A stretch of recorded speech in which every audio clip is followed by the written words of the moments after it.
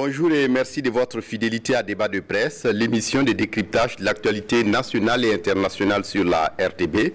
C'est chaque dimanche à partir de 11h en direct sur la RTB, donc c'est avec les meilleurs analystes et éditorialistes de la presse au Burkina Faso. Ce matin, nous discutons de 4 sujets. D'abord, cette course à la majorité présidentielle avec le second mandat du président Roch-Marc Christian Kaboré. On aura remarqué qu'après l'UPC, d'autres partis, et pas des moindres, annoncent leur ralliement à la majorité présidentielle. Que comprendre cet intérêt pour la majorité politique au Burkina Faso? A-t-on conscience, comme le dit l'expression du XIVe siècle, qui dit trop embrasse mal étreint? Aura-t-on une véritable opposition dans le pays? Réponse avec nos invités dans un débat de presse tout à l'heure. Et dans un débat de presse ce matin, le retrait de la plainte de l'UPC contre Simon Compaoré. À l'époque des faits, en 2017 exactement, Simon Compaoré était ministre de la Sécurité. Pourquoi attendre près de 4 ans pour retirer une plainte qu'on aurait pu le faire depuis? Et pourquoi la justice burkinabé n'a pas daigné régler cette affaire au plus vite, si tant étant que les faits reprochés au sieur Compaoré étaient contenus dans une vidéo accessible à tous? On en parle ce matin. Et ce dimanche également, va-t-on vers un durcissement à nouveau des mesures de protection et de lutte contre le Covid-19 au Burkina Faso, en tout cas face à l'augmentation des cas et à l'apparition du virus dans des localités jusque-là épargnées? Le gouvernement burkinabé n'exclut pas la prise de nouvelles mesures. Mais pourra-t-on, au regard du contexte, sévir comme il se doit? Réponse avec nos invités. Et dans cette émission également, les États-Unis avec l'investiture de Joe Biden comme président du pays de l'oncle Sam. Qu'est-ce qu'il pourra changer avec Joe Biden? On en parle avec nos invités. Et nos invités, c'est d'abord Xavier Belemiègré, rédacteur en chef et éditorialiste à Radio Burkina. Bonjour. Bonjour. Merci d'être là. Deuxième invité, Abdoulaye Bari, journaliste indépendant et analyste politique. Bonjour. Bonjour Fousseni. Merci d'être là. Troisième invité, Dieudonné Zungrana, directeur de publication de Aujourd'hui au Faso, éditorialiste et analyste politique. Bonjour Dieudonné. Bonjour. Merci d'être là pour le débat. Et enfin, quatrième invité à ce débat, Albert Nagrego, directeur de publication de Libre Info, analyste politique et éditorialiste. Bonjour Albert. Bonjour Fousseni. Et merci d'être là. D'ailleurs, on va commencer par vous, Albert, si vous le permettez. Cette course à la majorité présidentielle, on l'a vu, l'UPC qui avait déjà annoncé son retrait du CEFOP et d'autres partis, pas des moindres, mais on annonce aussi, par exemple, des partis comme la NAFA qui veut rallier la majorité présidentielle. Pour vous, comment on peut expliquer cet intérêt subi pour la majorité présidentielle? Non, ce n'est pas un intérêt subi, ça dépend aussi du contexte politique actuel, parce que quand vous regardez la configuration de l'opposition aujourd'hui, il y a plusieurs raisons qui peuvent faire qu'on reste dans l'opposition ou qu'on parte. Maître Benouane Sankara avait donné le ton en 2015 en disant qu'il ne peut pas combattre le CDP et puis rester encore avec le CDP à l'opposition.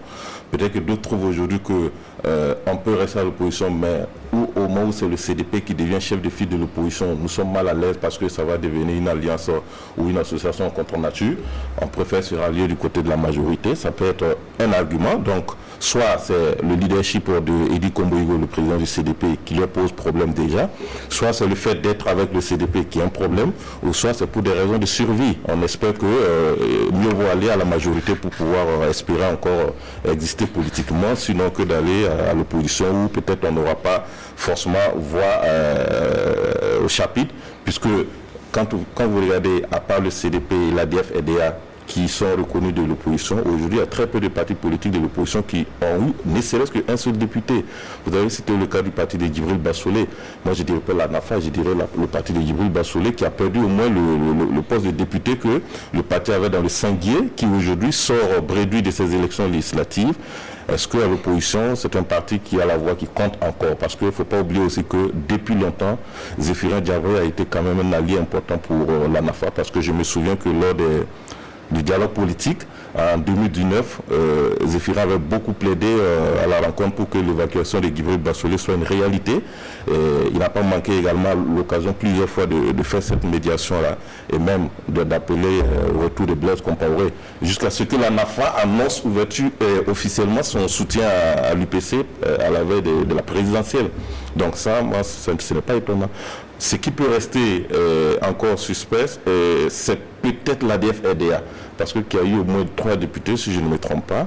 Est-ce que l'ADF-RDA finalement ira à la majorité, va rester avec l'opposition?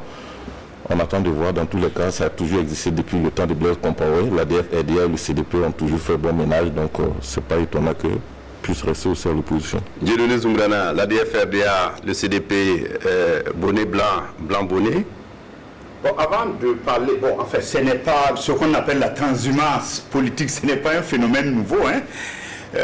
Ni au Burkina, ni sous d'autres cieux. On agglomère ça sous le doux euphémisme d'alliance naturelle ou contre nature, mais ça a toujours existé. Au Sénégal, il y a eu un moment où le PS ou le PD et le PDS sont alliés contre l'APR Yaka de Macky Sall. Et ce n'est pas même exclu qu'à l'approche de la prochaine présidentielle, ces deux-là se allient parce que, comme on soupçonne Macky de vouloir un troisième mandat, au Niger, on l'a vu, avant le régicide du boucher de Yelou, du nom de Malam Mouanké, avant que Malam Mouanké n'assassine Ibrahim Barema et Nassara, en tout cas, il y avait tout un monde autour de Tangia qui s'est déporté même chez Mamadou Youssoufou. Même Ama aujourd'hui, qui est contre Mamadou Youssoufou, a été un allié de choses. Donc tout ça, c'est au Togo. On peut allonger la liste à l'envie. Au Togo, l'éternel opposant de la fratrie Nyasimbe, qui est Jules Christ Olympio il y a 5 ou 6 ans, et il est rentré au gouvernement de façon tonitruante comme Zéphirin avec 7 ministres. Alors pour en revenir au Burkina, je pense que ce n'est pas moi ça ne m'étonne pas. D'abord quand on regarde le marigot politique burkinabé, c'est la même matrice.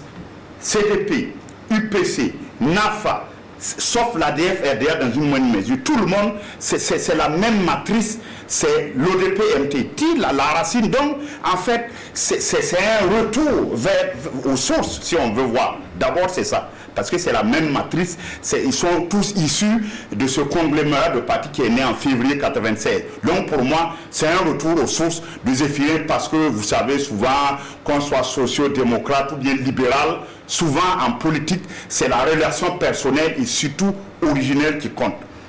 Maintenant, si on veut aller plus loin, être opposant sous nos cieux, ce n'est pas facile. Parce que quand vous êtes opposant, on vous coupe pratiquement, vous n'avez ni les ressorts, ni les ressources. Donc c'est pratiquement une diète. C'est la diète sur tous les plans. Donc pour vous, c'est le réalisme politique. Oui, c'est le réalisme. Donc Zéphirin, il a fait 5 ans. Et de ce que j'ai entendu durant les 5 ans d'opposition, certains sont partis parce que justement, ils voulaient aller pour à la soupe. Bon, si vous préférez, à la mangeoire. Et à l'époque, Zéphirin n'a pas voulu. Donc ça a créé jusqu'au départ de tout ce monde que vous savez. Après la présidentielle de 2020, Zéphirin a trouvé bon, que le président l'a fait après, il a trouvé bon d'y aller.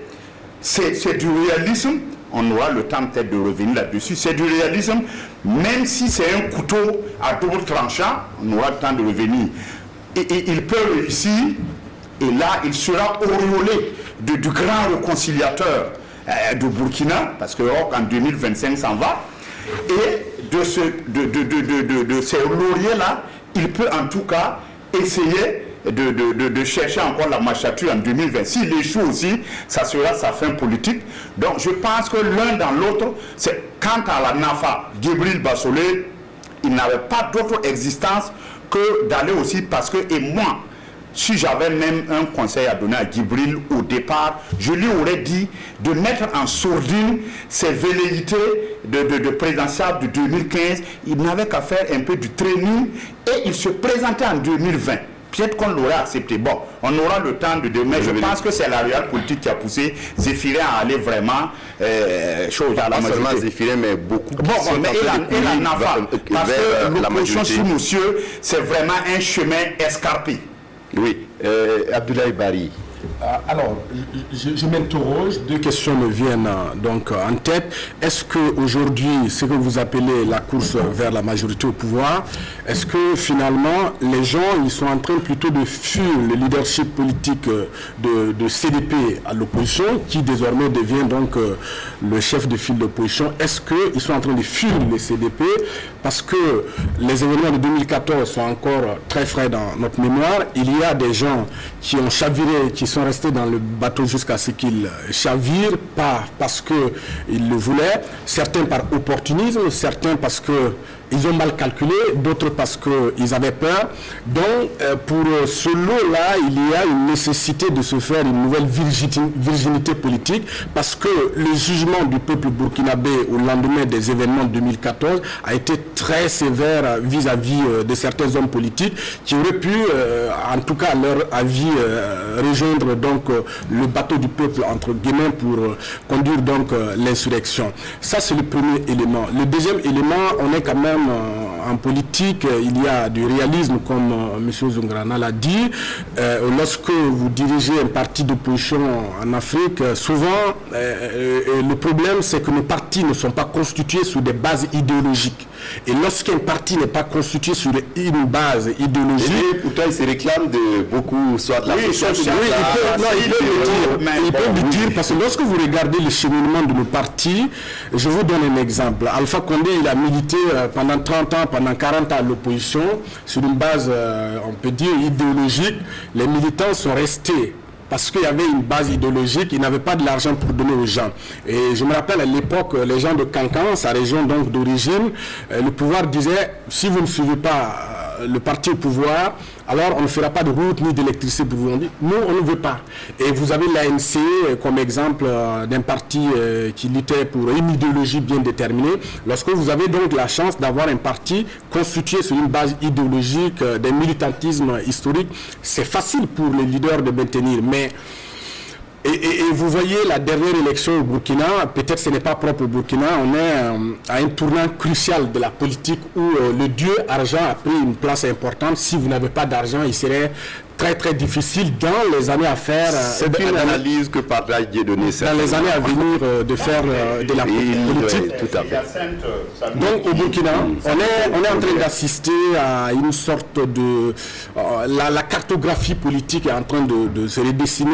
C'est normal en politique qu'il y ait des alliances parce qu'il y a du réalisme, que demain si ça ne va pas, on aille de l'autre côté. Et lorsqu'on regarde un peu, les partis qui ont rejoint la majorité semblent au jeu, en tout cas de l'opinion, tirer leur épingle du jeu. On a l'UNIPS qui a maintenu ses 5 députés. On a d'autres qui arrivent à s'en sortir. Peut-être c'est une sorte d'appât qui est lancé à d'autres partis qui sont dans l'opposition. Oui, Xavier Bilemiégré. Alors moi je pense que, comme Abdoulaye Bari, que c'est la peur de l'inconnu avec le CDP qui, en tout cas, oblige certains à quitter avant que le CDP ne prenne sa chose en tant que CFOP. Il y a aussi la question de la survie pour la présidentielle de 2025. Vous savez que, comme ils l'ont dit, les partis comme la NAFA, le MAP et autres partis politiques n'ont presque rien eu à l'issue de ces élections. Alors, c'est vrai qu'il y a les municipales qui se préparent, mais si vous n'avez rien eu à ces législatives, je me demande comment ils vont se débattre encore pour avoir quelque chose. Ça, c'est une raison. Et dans la perspective de la présidentielle de 2025, si vous restez dans l'opposition et vous ne savez pas ce que vous allez faire avec le CDP et avec le leadership de Edi Kongogo dans l'opposition, c'est un peu la peur de l'inconnu dans cette opposition CFOP-là qui, de mon point de vue, pousse certains partis politiques à aller vers la majorité. Il y a le réalisme aussi, ils ont dit, la plupart de ces partis comme la NAFA par exemple, peut-être l'ADF-RDA, c'est des partis, quand on va regarder dans le fond, qui ne se distinguent pas beaucoup du MPP parce que ceux qui détiennent l'âme du parti ont milité avec ces gens du MPP. Donc dans le fond, ils ne peuvent pas avoir un argument beaucoup plus de taille devant les militants ou autres personnes pour se convaincre de rester dans l'opposition. Donc finalement, s'ils sont sollicités, ils sont obligés d'y aller, quitte à mener le combat au niveau de la majorité et pour une question de survie pour la présidentielle de 2025. Dieudonné. Oui, mais dans cette course à la survie, parce que il faut reconnaître aussi qu'en 2025, d'ici 2025, beaucoup d'eau va couler sous les ponts du fleuve Kadiouin, c'est encore loin. Et en 5 ans, le temps politique réserve des surprises.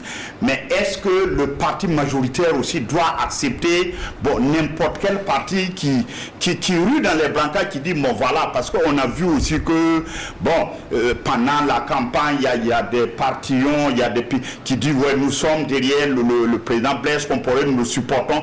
Mais quel a été leur apport dans la victoire du président Roch Kaboré? Ils n'ont pas eu de député.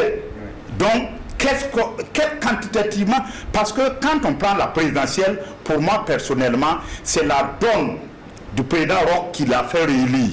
C'est sa donne personnelle qui l'a fait réélire, même si c'est vrai qu'il avait une équipe de combat, c'est sa donne personnelle. Ceux qui ont eu des députés à l'Assemblée et qui disent que nous partons à la majorité, on peut comprendre. Mais il y a des partis qui n'ont rien eu et qui subitement disent voilà, nous rentrons dans la majorité.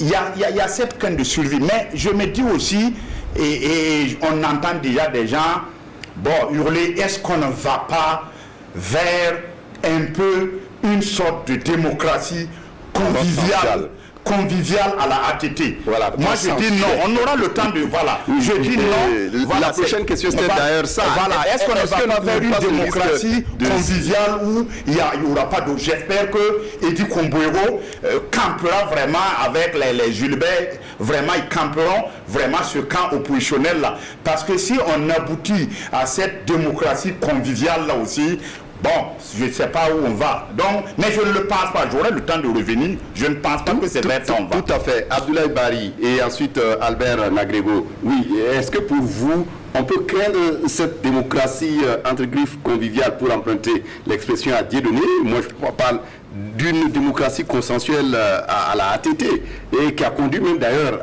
au coup d'État de Yahya Sanogo. Donc, M. Abdoulaye peut quand même décortiquer. Non, je pense qu'il y a deux choses. Ce n'est pas le consensus qui a conduit au coup d'État. Non, il n'y avait pas d'opposition. Et donc le pays si, en 2012. Mastodonte. Non.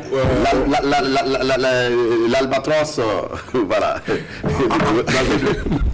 Enfin, au Mali, on a expérimenté ce qu'on a appelé le consensus. Mais ça a duré un mandat de 2002 à 2007, où tout le monde était invité donc dans le gouvernement. Mais le second mandat, il y avait une opposition. Il y avait Sadi de Omar Mariko qui était à l'opposition. C'est pas ça qui a conduit. Effectivement, là où vous avez raison, est-ce que c'est souhaitable dans une démocratie d'avoir tout le monde qui dit la même chose? Parce que on est quand même, la démocratie suppose un pouvoir et des contre-pouvoirs. Mais lorsque vous vous retrouvez avec tout le monde dans le même sac, je pense que ça peut être un frein pour la démocratie. Mais il y a un élément important à souligner au Burkina Faso. Je pense que déjà le Burkina est dans une démocratie consensuelle. C'est vrai, lorsqu'on est au Burkina, c'est normal qu'on soit assez exigeant. Le Burkina est de fait dans une démocratie consensuelle. Parce que, voyez-vous, les élections passées, il n'y a pas eu de manifestation. Regardez dans les autres pays, c'est très difficile dans certains pays d'organiser une élection sans qu'il n'y ait des morts. Au Burkina, il n'y a pas eu de manifestation. Pourquoi? Parce que le processus a été un processus inclusif dès le départ. On a au Burkina des gens qui sont poursuivis par la justice, mais qu'on autorise à se présenter parce qu'ils ne sont pas condamnés. Ça, c'est des éléments à saluer dans la démarche politique du Burkina, dans la construction de son projet démocratique. Mais je ne pense pas donc qu'il soit souhaitable qu'on retrouve tous ces partis-là et tous ces acteurs-là qui disent la même chose. Finalement, on risque d'avoir une démocratie incolore et inodore. Oui, Albert, donc le MPP devrait faire attention à ses alliés. Non, pas faire forcément attention parce qu'aujourd'hui le marché est très juteux pour le MPP parce qu'on n'a pas besoin de trucs pour appeler n'importe qui et puis il vient à la majorité.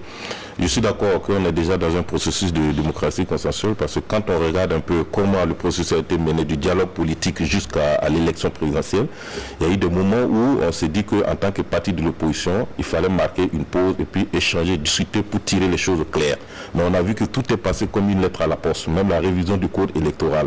Donc il y a eu ce processus consensuel. Maintenant, l'inclusion dont parle Abdoulaye Bari, je peux dire c'est relatif parce qu'il y a des partis politiques aussi, minimes qu'ils soient, qui ont trouvé qu'ils n'ont pas été associés ou ce cadre de dialogue politique qui a été initié là n'est pas un cadre qui prend en compte l'opinion de tout le monde. On peut accepter ça. Mais dans une démocratie, on ne peut pas avoir l'opinion de tout le monde. C'est la la majorité qui compte en démocratie. Oui, mais le cadre de dialogue politique mis en place, qu'est-ce qui explique également qu'il répond aussi à la majorité? L'unanimité. Qu'est-ce qui fait l'unanimité? Parce que là, on a vu, on a vu des débats posés par l'OPAB et l'opposition non affiliée. On a vu d'autres individus également, d'autres partis politiques qui n'étaient pas d'accord, qui ont posé des recours au niveau de l'Assemblée nationale pour demander à ce qu'on se soit à la révision du code électoral. C'est le voix quand même qui compte. Maintenant, est-ce que c'est une démocratie consensuelle? On n'est pas aussi loin parce que Edi Komboigo, le président du CEFOC, on peut le dire ainsi, a donné le signal dès l'élection du président de l'Assemblée nationale parce que là, on a vu qu'il y a eu des consignes de vote qui ont été données clairement parce qu'on s'est retrouvé avec 2 abstentions et puis 2 contre sur 20 députés du CDP et puis 12 de l'UPC. Donc là, quelque part, il y a eu, si on peut le dire, un deal politique parce que la question a été posée à Edi Komboigo. Il a dit que le président du FASO a parlé ce matin à l'investiture de réconciliation nationale. Donc, il se retrouve en quelque sorte dans ça. Qu'est-ce que vous voulez? Est-ce que c'est trop facile? Voilà. Est-ce que ça dit que le signal est déjà donné que nous allons assister à une opposition durant les 5 ans à venir où les choses seront arrondies? Ou bien est-ce qu'on va s'attendre à retrouver un Edi Komboigo comme on l'a vu dernièrement ces 5 dernières années qui ne mâche pas ses mots parfois, même si à un moment donné les uns et les autres trouvent qu'il va quand même fort ou bien très loin?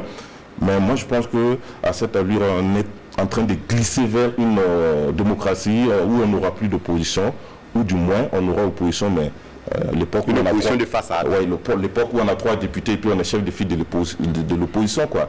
Parce que les élections municipales également vont aussi apporter beaucoup de choses, parce qu'il y a des gens qui sont encore en train de regarder, ils observent. S'ils font un bon score aux élections municipales, c'est pas exclu que vous les retrouvez encore aller frapper à la porte de la majorité. Oui, Barry, précisez votre pensée et puis ensuite on vient à Xavier. Oui. Enfin, je n'ai pas dit qu'il y a unanimisme au Burkina Faso. J'ai dit que la démocratie burkinabé et surtout le dernier processus électoral a été un processus inclusif parce que l'opposition a été impliquée du début jusqu'à la fin. Mais pour finir, on n'aura pas une situation où la démocratie elle sera parfaite. C'est un projet, la démocratie c'est un projet qu'on construit au fil du temps. Même les grands pays, on a vu aux États-Unis, ils peuvent arriver que ça trébuche et que ça tombe, mais le Burkina est un pays aujourd'hui, en tout cas dans la sous-région, à se féliciter à cause de ses efforts en matière de construction d'une démocratie consensuelle. Oui, Xavier, pour réagir et ensuite, Dieudonné, vous avez la parole. Il y a quand même une inquiétude par rapport à l'opposition qui se profile à l'horizon, parce que si on regarde un peu l'opposition qu'on a vécue, il y avait quand même une vraie opposition en tant que telle, parce qu'on voyait l'UPC avec son idéologie libérale qui s'opposait catégoriquement au projet de société que le gouvernement déroulait. Mais lorsque vous voyez l'opposition qui se profile à l'horizon, Edi Komboigo, la feuille de quand vous le dites ainsi, c'est un peu relatif. Quand vous prenez d'autres, dans la lecture géopolitique au Burkina, chaque élection, comme on le dit, chaque élection consacre la fin d'un cycle au niveau des partis politiques. Mais regardons un peu dans le fond. Il a battu la campagne autour de la réconciliation, voilà, du retour des exilés politiques. Bon, dans le fond, ce qu'on voit venir, c'est ce que peut-être le président l'a dévancé en mettant en place ce ministère d'État chargé de la réconciliation nationale. Donc, moi je suis un peu inquiet d'une opposition qui va vraiment taper du poing sur la table pour que les choses bougent. Tout à fait. Vous l'avez dit, est-ce que c'est un couteau à double tranchant? Oui, mais avant de revenir, je vais un peu rebondir sur ce qu'a dit Abdoulaye. Au Mali, au contraire de ce que vous avez dit, c'est au premier mandat de ATT qu'on a eu un semblant d'opposition. Mais au deuxième mandat, ça a sauté. Je vais vous dire, est-ce que vous avez lu le livre ATT Krassi? ou la promotion d'un homme et son clan. Mais au deuxième mandat de ATT, pourquoi est-ce qu'il est justifié? Non, au deuxième mandat de ATT, il n'y avait plus d'opposition. Je regrette. Lisez-le, il y a un ouvrage, ATT même a astreint le livre en justice. C'était signé le Sphinx. Mais on n'a jamais su qui a écrit ce livre, où ça a été dénoncé, la confiscation, le culte de la personnalité, l'affaiblissement de l'État, la médiocrité, l'invasion du Nord par les supplétifs kadhafiennes. C'est un livre vraiment réquisitoire, lisez-le. Mais au deuxième mandat de ATT, il n'y avait plus d'opposition. Mais moi, il n'y avait plus d'opposition. Donc c'est ça qui explique qu'en partie, quand il y a eu le terrorisme, Aya Sanoro a dit qu'il fallait, à 2 mois, 3 mois des élections, on ne savait toujours pas au Mali s'il y aurait élection ou pas, je me rappelle bien. Et c'est ça qui a un peu, je ne dis pas c'est le tout qui a constitué un peu la raison, une des raisons pour justifier le coup d'état de Aya Sanoro. Maintenant, pour en revenir au Burkina, bon, je pense que quand même Belemigré est un peu trop sévère avec quand même le CDP. Attendons Idi et Komboro au pied de nous, on ne peut pas dire qu'il ne va pas. C'est vrai que l'opposition, avec le fait que Zéphira a rejoint la majorité, se retrouve un peu affaiblie. Mais attendons quand même de voir les premiers pas de Edi dans le costume de l'opposition avant de lui jeter la pierre ou de le juger, parce qu'il peut nous étonner. Aujourd'hui, il est le chef-op de fait, et de jure même, il le sera. Donc, il faut attendre de voir au lieu de dire non. C'est vrai qu'on regrette que l'opposition soit affaiblie, parce que, bon, si Zéphirin était resté, tout le monde, ça allait faire un peu la force de cette opposition avec l'ADF-RDA. Mais le fait qu'il ait migré, de l'autre côté, ça fait. Mais bon, je trouve quand même que vous avez une dent trop dure avec Edi. Attendons de voir si le CDP pourra vraiment incarner cette opposition. D'autant plus que, comme je l'ai dit, la victoire, c'est tout le monde. L'opposition est orpheline. Quand vous échouez, c'est vous. Quand vous gagnez, tout le monde dit ah non, c'est grâce à nous. Donc bon, on est un peu aussi dans ce cas. Attendons de voir alors. Marie, pour terminer sur ce sujet,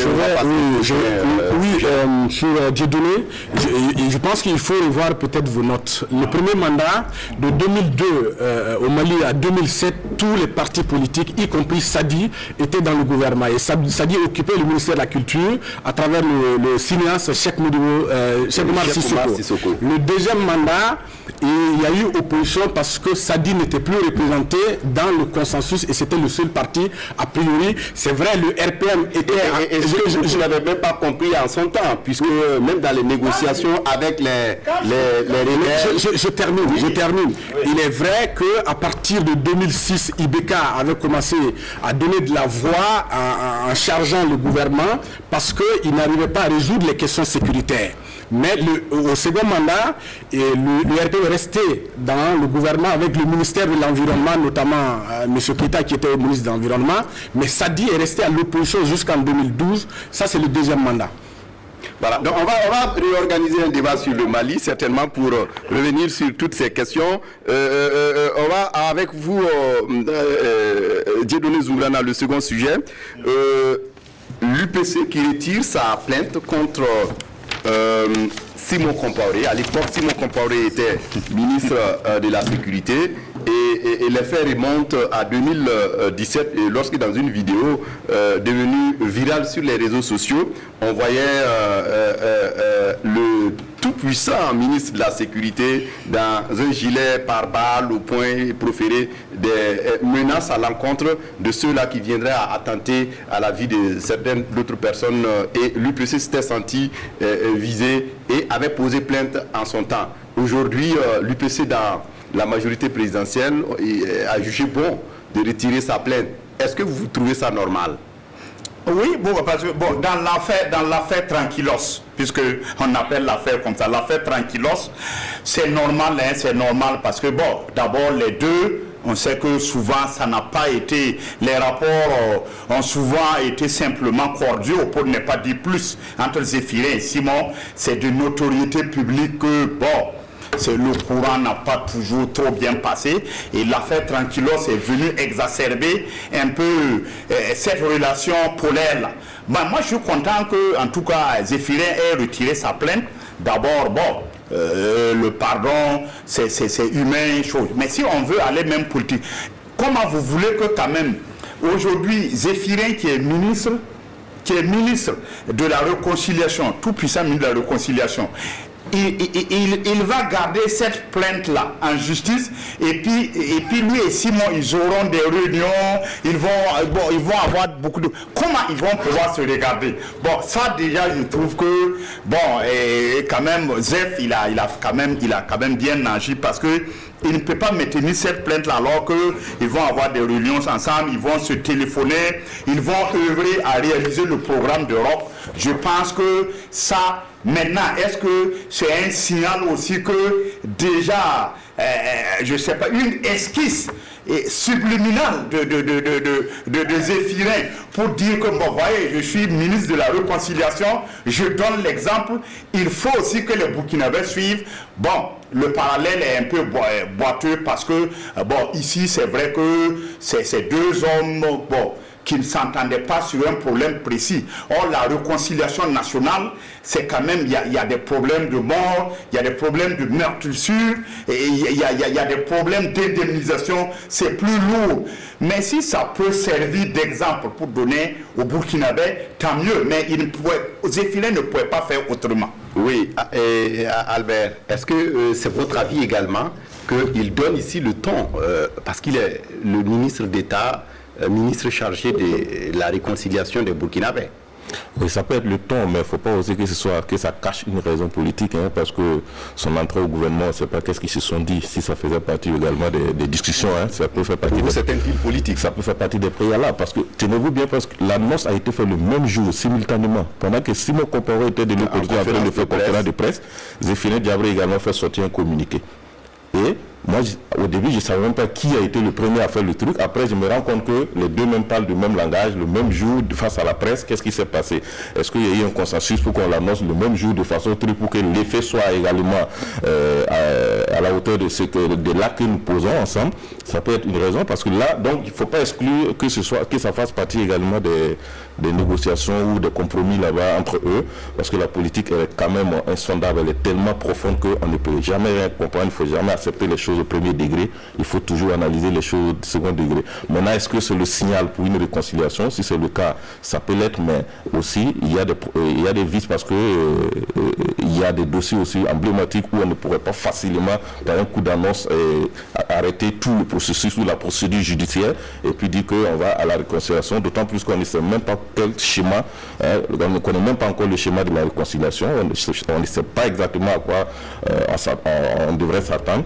Certes, les politiciens nous parlent de vérité, justice, réconciliation, mais j'ai dit qu'on aura beaucoup à faire, parce que c'est une réconciliation qui va se dérouler au moment où il y a des procès emblématiques qui vont venir.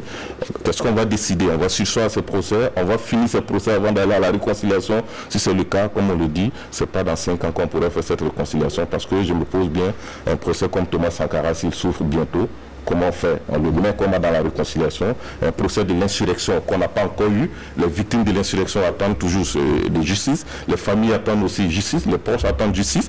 Déjà, les mêmes politiciens qui étaient au premier plan de l'insurrection se retrouvent ensemble dans la majorité et ils chantent maintenant réconciliation, réconciliation. Où on a l'impression que cette réconciliation n'est pas construite autour de l'unanimité, parce que jusqu'à présent, on ne voit que les acteurs politiques au premier plan. Les OSC sont très peu vus d'abord. Des leaders d'opinion ou des personnes de ressources sont très peu vus d'abord. Est-ce qu'on va continuer avec la réconciliation sur la dynamique des politiciens où ils se retrouvent ensemble et puis ils parlent de réconciliation pendant qu'il y a des dossiers brûlants qui dorment toujours dans le tiroir? Moi, je suis d'accord avec M. Benoît Sankara dans une interview qu'il a accordée à Libre Info, qui disait que ce mandat de Roch, il devrait tout faire pour vider le contentieux judiciaire. Aujourd'hui, pour lui, si l'Assemblée, si le gouvernement essaie de dire qu'il n'y a pas d'argent et que le gouvernement veut inscrire les casiers vides au niveau de la justice dans le budget de l'État, l'Assemblée nationale pourra voter ce budget pour que le contentieux judiciaire puisse être évacué au moins d'ici la fin du mandat du président Kaboré. Donc, je pense que ça devait être le premier objectif d'ailleurs que de parler de réconciliation, parce que la question judiciaire, tout le monde est d'accord. Presque chaque famille proche de chacun a un dossier en justice qui traîne depuis longtemps et qu'on a besoin de voir le dénouement. Oui, Barry, c'est votre avis également de savoir qu'il faut d'abord des préalables et que ce retrait, la plainte ne doit pas cacher, même quand on le dit, l'arbre ne doit pas cacher la forêt, même si l'arbre se trouve dans la forêt. réconcilier les gens, c'est leur dire que malgré ce qui est arrivé, il y a une nécessité de se pardonner. Comment Géfré Ndiabé peut-il conduire la réconciliation nationale dont on n'a pas le schéma clair pour le moment, quand lui-même il poursuit d'autres Burkinabés? Est-ce que son message va passer? Et à la fin, dans la déclaration qu'il a faite, il a bien dit nous avons saisi l'occasion, il est important de se pardonner, de se réconcilier. Donc je pense que ça rentre en droite ligne de sa mission. Il doit être le premier donc à donner l'exemple s'il veut réussir sa mission. Mais ce qui me dérange, c'est qu'on est quand même dans un cadre pénal. Et pour ce qui est arrivé, le retrait de la plainte de Géfré Ndiabé n'annule pas en principe la poursuite de la procédure, puisqu'on est le procureur veut bien. Voilà. Mais là aussi, peut-être le procureur peut avoir des arguments solides, puisque son rôle en tant que juge aussi, c'est d'agir pour protéger les intérêts de la société. Donc, on peut dire que la réconciliation... Un peu comme le journaliste dans sa responsabilité sociale. Oui, donc on peut dire que le retrait de cette plainte-là et même l'arrêt de la procédure entre donc dans la protection des intérêts de la société. Oui, je pense que comme ils l'ont dit, politiquement c'est bon, c'est intéressant, mais juridiquement ça pose problème. Je pense que le président de l'UPC, actuel ministre en charge de la réconciliation nationale, a plus ou moins déçu des militants de l'UPC qui à l'époque, figurez-vous que cette plainte aussi avait été déposée dans des circonstances, dans un contexte bien précis. Vous savez que l'UPC était affaibli avec le départ des frondeurs. Et c'est dans ce contexte que, pour avoir des subsides politiques, que le président de l'UPC avait déposé la plainte. Figurez-vous qu'à l'époque aussi, le ministre de la Sécurité était plus ou moins affaibli parce qu'il y avait des assauts au niveau des terroristes. Voilà, vraiment, on avait de la peine à s'asseoir, bien sûr, au niveau de l'armée parce que le ministre de la Sécurité était indexé. Il a fait même des sorties. Mais est-ce que ça valait le coup de se mettre en scène avec gilet pare-balles, oui, ça effectivement. Pointe, justement, mais débarquer dans des domiciles. Vous et moi, comme le procureur, comme ils l'ont dit, pouvaient déposer la plainte. Parce que, effectivement, si c'est avéré, le procureur peut poursuivre le ministre de la Sécurité sans Géfré Ndiabé. Et même des simples militants de l'UPC aussi pouvaient déposer la plainte. Aujourd'hui, il a une mission qu'il doit accomplir, à savoir réconcilier les Burkinabés. Donc, c'est normal qu'il retire sa plainte. Comme ils l'ont dit, ça n'éteint pas la procédure. Un peu comme l'a dit Barry, c'est une cohérence politique. C'est une cohérence politique, même si juridiquement, ça pose problème. Et ça déçoit beaucoup de gens dans la société. Oui, Dieudonné. Bon, moi je vais un peu rebondir sur ce qu'a dit Albert.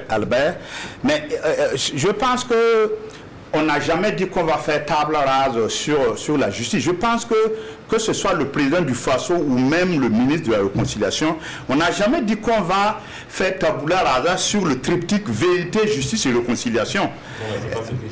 Voilà, mais puisque vous dites que c'est un préalable, mais bon, ce préalable-là, en fait, personne n'a dit qu'on va enjamber. Albert, vous lui permettez de terminer. Personne n'a dit qu'on va enjamber la justice et puis faire la réconciliation. Je me rappelle qu'il y a 2 ans, j'ai eu à animer un panel à Bobo avec le professeur Ibriga justement sur la réconciliation nationale, la justice classique, justice et justice transitionnelle. C'était les trois thèmes. On a animé le panel, c'était organisé par Diaconia. Dans le cadre de l'Afrique Capacité. Dans le cadre de l'Afrique Capacité, c'était à Bobo. Qu'est-ce qu'on a dans ce panel? En fait, on n'élude rien. Mais une réconciliation, c'est quoi? Comme je vais répéter un peu ce que Barry, ça permet de tourner la page. Parce qu'on ne peut pas tout le temps continuer avec les mêmes rancœurs, les mêmes récriminations. Ah, tu as fait ça, un tel a fait ça à mon père, je dois me venger. Et la réconciliation ne concerne pas seulement que les politiques. Même, comme je l'ai dit une fois sur ce plateau, même le mécanicien, le menuisier qui a eu à subir du tort, d'avoir des meurtrissures, il doit pouvoir faire partie intégrante de cette réconciliation. Donc ce n'est pas les emblématiques qu'on voit. On voit bien sûr Blaise Compaoré, on voit Isaac Zida, tout. Mais il y a beaucoup d'autres inconnus. Donc la réconciliation, ce n'est pas une dizaine de personnes seulement. Donc ça permet quand même, il faut quand même que le Burkina quand même tourne la page. On ne peut pas traîner tous ces fantômes, tous ces rancœurs, ces récriminations. Il faut qu'on tourne la page et qu'on aille en avant. Et il faut qu'on s'asseye pour trouver la formule. C'est ça. Albert, juste pour terminer sur ce sujet. En fait, c'était juste pour dire que je n'ai pas dit de faire table rase, parce que quand on écoute Zéphirin Diabré, lui-même, il a une conception de la réconciliation qui est plus large que ce que nous, on voit souvent a priori, parce que il vous dit, par exemple, qu'il y a des communautés qui se sentent aujourd'hui stigmatisées, il faut essayer de revoir tout ça pour pouvoir ramener ces gens-là dans le même truc, qui se sentent dans l'unité, dans l'union du Burkina. Et il y a également des paysans ou d'autres personnes qui sont dans des situations qui sont plus difficiles aussi à vivre, à supporter, et qui ont besoin d'être pardonnés, mais qui ont besoin de comprendre la vérité autour de cette affaire. Donc il n'y a pas que les questions emblématiques comme Dieudonné le disait que nous voyons, mais ces gens-là aussi, l'exemple doit venir aussi par ces questions emblématiques-là pour qu'au niveau de la base, on se dise que l'exemple est venu du haut, acceptons. Très rapidement, le troisième sujet, c'est le Covid-19, avec certainement de nouvelles mesures que le gouvernement pourrait envisager les jours à venir, avec l'augmentation, la recrudescence des cas de contamination qu'on constate dans le pays, Xavier. Est-ce que pour vous, c'est réalisable? Ça va être difficile, pour parler des mesures restrictives, comme on l'a vu au début donc, de la pandémie en mars 2020, peut-être insister sur le respect des mesures barrières pour qu'on n'ait pas à mettre les sanctions à ce niveau.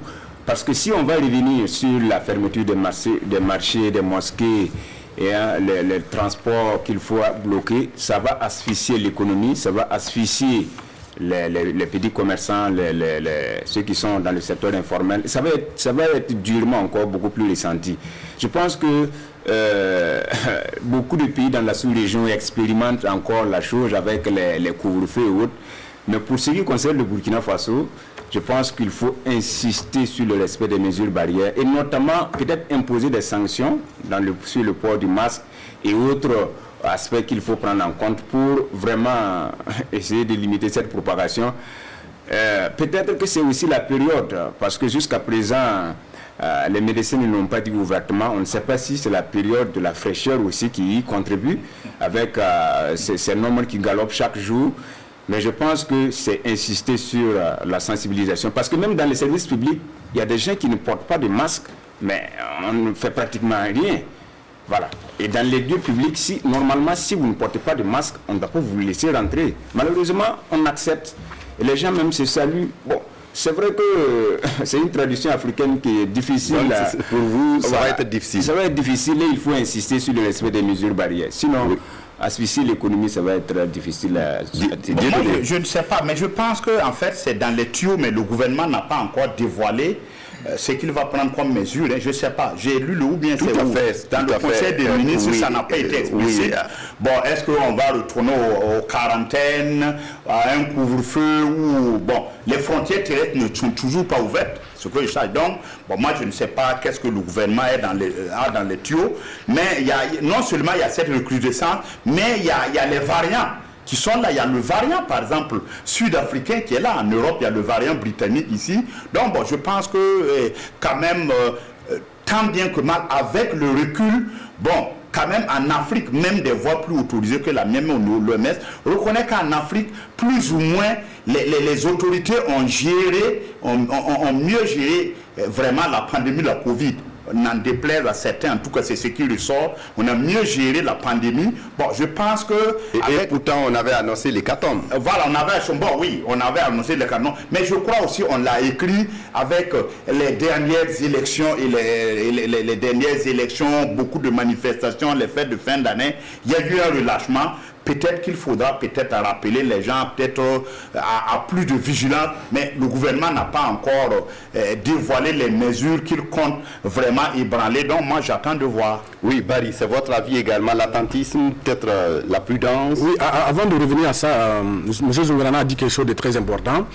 Ce n'est pas propre au Burkina. Selon les derniers chiffres du centre de l'Union africaine qui est chargé donc du contrôle et de la prévention des maladies, les chiffres sont vraiment des chiffres très alarmants. Le taux de létalité pour ce qui concerne l'Afrique est passé à 2,5 alors que le taux mondial est de 2,2. Donc ce qui fait qu'aujourd'hui, que la deuxième vague donc, qui touche à l'Afrique expose le continent.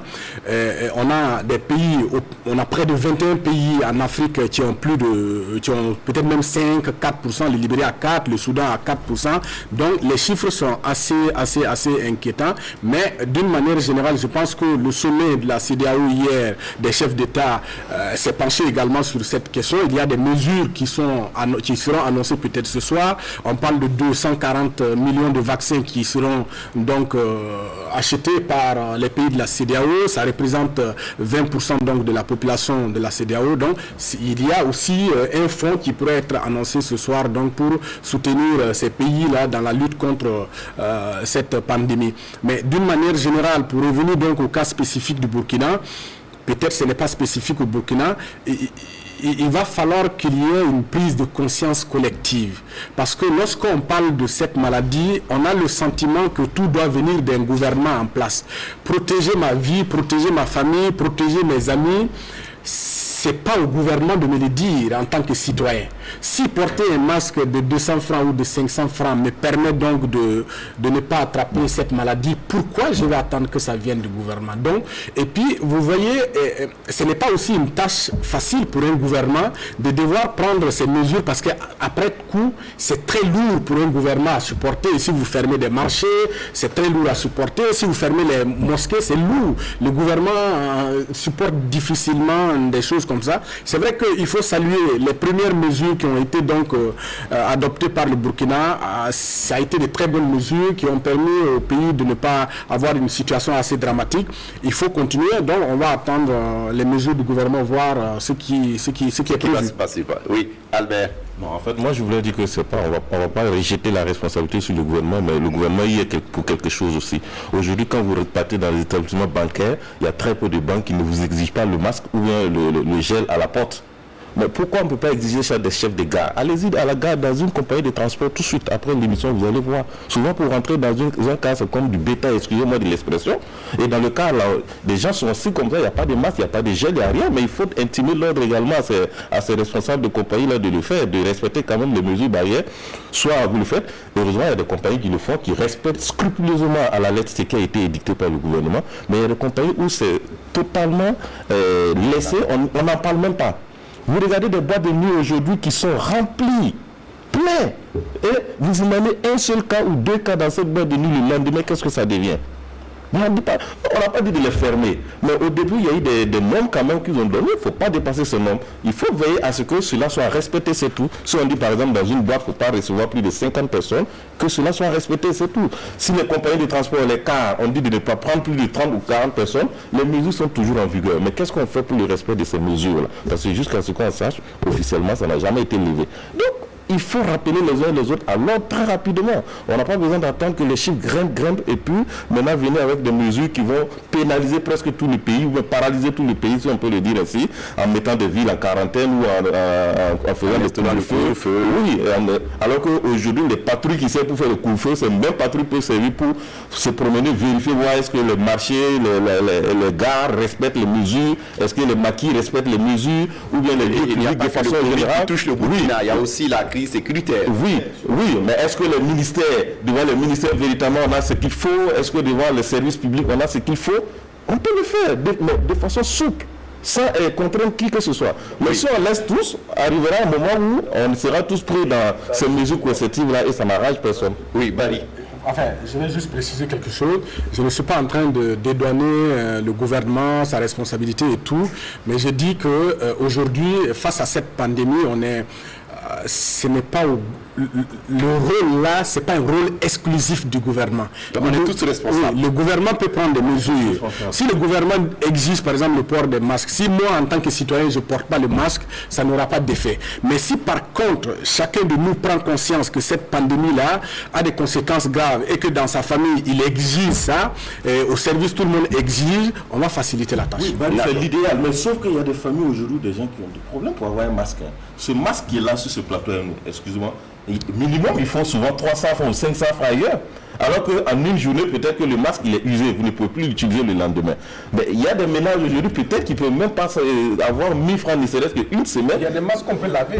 Justement, voilà comment je veux dire. La responsabilité ici, il faut voir comment on divise la poire en deux. Voilà, d'accord. On divise la poire en deux. Voilà comment on l'a fait pour les élèves. Exactement. Oui, désolé. C'était pour dire qu'en fait, nous sommes tous responsables parce que, bon, il y a le gouvernement, mais il faut aussi que les gens, la sensibilisation, on a vraiment beaucoup fait. Bon, il faut que vraiment les gens aussi se disciplinent, puisqu'il faut se protéger ses proches. Ok. Abdoulaye Bari, dernier sujet, très rapidement, c'est les États-Unis avec l'investiture le 20 janvier dernier de Joe Biden comme président du pays de l'oncle Sam, après la parenthèse Donald Trump. Qu'est-ce qu'on peut attendre de Joe Biden? Bon, avant ce qu'on peut attendre de Joe Biden, je pense que l'expérience américaine, il y a deux nouvelles, une bonne et une mauvaise. C'est que c'est un tournant qui a terni l'image de l'Amérique qui aspire à une grandeur au niveau mondial. Le deuxième élément, qui me paraît un très bon élément, donc encourageant, c'est le fait que malgré la volonté d'un homme, fut-il le plus puissant au monde, étant au pouvoir, malgré sa volonté de ne pas quitter le pouvoir, il y a derrière un système fort qui dit, bon, tu ne vas pas rester. On serait chez moi en Afrique, l'armée allait s'aligner derrière le bonhomme, je m'excuse du terme, peut-être il est assez fort, et peut-être il va avoir un Yaoundé qui va rendre un arrêt pour dire que bon, on annule ici, on lui donne. Donc, ça nous interpelle en tant qu'Africains dans la construction de nos projets démocratiques. Il vaut mieux construire un système assez fort avec de l'éthique que de construire des hommes qui soient assez forts. Oui, Dieudonné. Bon, c'est vrai que, bon, je vais directement à la question, qu'est-ce qui va changer? C'est vrai que l'Afrique, que ça soit un démocrate ou un républicain qui est à la Maison Blanche, grosso modo, l'Afrique a toujours été dans l'angle mort des États-Unis. Mais c'est vrai qu'avec un peu le passage de Trump, et quand on voit les 17 décisions présidentielles prises par Biden, investiture tenante, pour un peu détricoter certains aspects du trumpisme, bon, en fait, quand même, on peut se dire qu'il y a quand même un tournant, j'allais dire copernicien, il y a vraiment un grand tournant dans la politique africaine. Et on peut citer, concernant l'Afrique quand même, on peut citer qu'il y a le retour de l'Amérique sur le climat, il y a un peu quand même la corne de l'Afrique, justement, dans la guerre Éthiopie-Tigré, c'est cette guerre à huis clos, c'est ce que l'Amérique peut regarder. Il y a la Somalie, et nous, au Sahel, bon, à défaut quand même que bon, l'Amérique augmente les boys, parce qu'il était question qu'elle retire sa logistique et tout, on peut s'attendre quand même à ce qu'elle maintienne quand même ses boys et puis l'argent qu'elle injecte. Ça déjà, c'est une bonne nouvelle provenant de l'oncle Sam. Donc quand même avec Biden, bon, on va sentir quand même une différence avec quand même bon, ce que d'aucuns appellent peut-être un accident politique. Oui, on est vraiment suivi par le temps, mais Albert, votre réaction? Oui, en fait, je trouve que c'est un nouvel espoir qui naît, parce que quand vous regardez un peu les États-Unis, c'est le racisme, c'est l'inégalité, les bavures policières contre les Noirs, mais quand on regarde également l'administration Biden, c'est quand même la poursuite de l'administration Obama, parce que c'est des symboles qu'il envoie au niveau de l'État. Vous avez par exemple des Américains noirs ou des, comment dire, l'administration qui sont pratiquement quand même des Noirs qui sont à des postes représentatifs, pour montrer un peu que l'Amérique doit arrêter peut-être le racisme ou les inégalités. Et quand on va vers l'Afrique également, on a vu ces mesures levées par rapport au voyage qui étaient restrictifs contre certains pays où il y avait beaucoup de communautés musulmanes, et puis le Millennium Challenge également qui fait partie de ces premières prises de décision. Tout à fait. Le retour également sur la scène occidentale avec la COP 21 qui avait été signée à Paris, je pense bien, et puis Donald Trump avait marqué son refus de pouvoir poursuivre cette mesure. Donc de façon générale, on n'a plus le temps, c'est dommage. Sinon, on aurait dit que déjà le départ, il n'est pas mal, il est bon. 10 secondes. Bon, 10 secondes. Moi, ce qui me fait mal, c'est de voir cette euphorie au niveau des Africains lorsqu'un président américain ou français est élu, qu'on attende qu'il ait le meilleur profil pour l'Afrique. Battons-nous pour avoir les meilleurs présidents. Un président américain, fut-il noir comme Barack Obama, est avant tout un président américain. Il va agir dans un système américain. Et on a applaudi pour Barack Obama ici en 2008. On a vu le résultat. Muammar Kadhafi a été assassiné par sa bénédiction. Le Burkina, le Mali, le Niger, le Tchad aujourd'hui sont menacés par le terrorisme parce que Muammar Kadhafi a été assassiné. Merci à tous les quatre d'être venus. Abdoulaye Bari est journaliste indépendant et analyste politique. Dieudonné Zourana est directeur de publication de Aujourd'hui au Faso, analyste politique et éditorialiste. Albert Nagrego est directeur de publication de Libre Info, analyste politique et éditorialiste. Xavier Belemiagré est rédacteur en chef de Radio Burkina, analyste politique et éditorialiste. Merci à vous également pour votre attention à cette émission. À dimanche prochain pour un autre débat de presse. Au revoir et à bientôt.